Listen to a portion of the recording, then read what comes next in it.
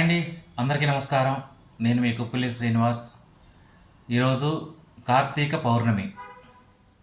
కార్తీక పౌర్ణమి అనగానే మనకి ఇక్కడ ఉండేది పౌర్ణమి అంటే ఈరోజు చందమామ సంపూర్ణంగా కనిపించే రోజు, కార్తీక మాసంలో వచ్చేటువంటి పౌర్ణమి. అందుకే కార్తీక పౌర్ణమి అని కూడా చెప్తారు.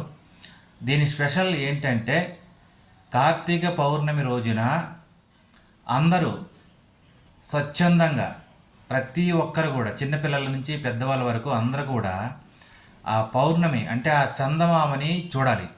చందమామని చూడడం వలన ఎవరికైనా కంటి సమస్యలు వచ్చినా కంటి సమస్య దూరం అయిపోతుంది, కళ్ళు ఆరోగ్యంగా ఉంటాయి, చక్కని చూపు మనకు కనిపిస్తూ ఉంది, ఆరోగ్యంగా ఉంటాము. అలాగే మంచి మనస్సు కలిగినటువంటి హృదయం మనకి ఏర్పడుతూ ఉంది. మంచి మనసుతో మనం ఆలోచన చేస్తాం, అంటే చల్లగా ఉంటుంది. అలాగే మన మనసు కూడా చల్లగా ఉంటుంది.